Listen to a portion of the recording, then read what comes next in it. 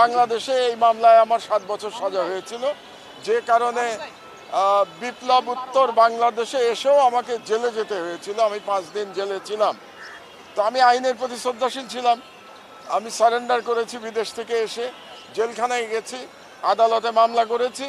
মামলা করে আজকে আমি মামলায় রায় পেয়েছি। এই মামলায় খালাস দিয়েছে আমাকে।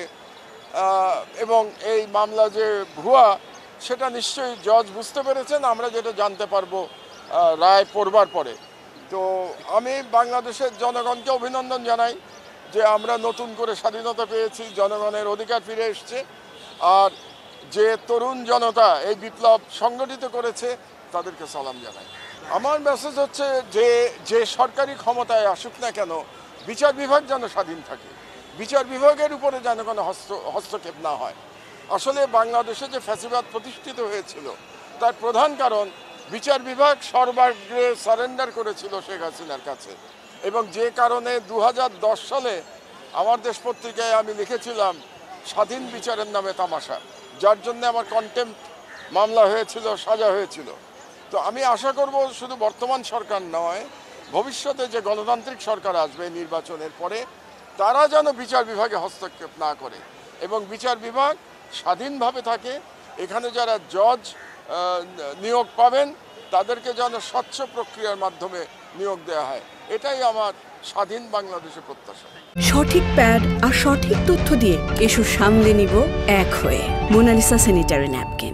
প্রথমেই বলতে চাই যে একটি ফ্যাসিস্ট রাষ্ট্র ব্যবস্থায় আমরা কেউই যে সেফ না, এবং একটা ফ্যাসিস্ট রাষ্ট্র ব্যবস্থা কিভাবে আইনকে ব্যবহার করে, আদালতকে ব্যবহার করে তার সম্মানিত নাগরিকদের হেনস্থা করার জন্য, জেলে ভরে রাখার জন্য চেষ্টা করে, তার একটা নিকৃষ্ট উদাহরণ হচ্ছে এই মামলা।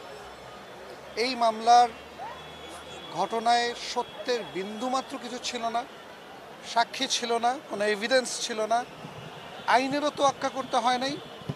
আইনের তোয়াক্কা না করে এভিডেন্স ছাড়া একজন মানুষকে যে সাজা দেয়া যায়, একজন রেসপেক্টেড সিটিজেনকে যে সাজা দেয়া যায়, তার উদাহরণ আমরা এই মামলাতে দেখেছি।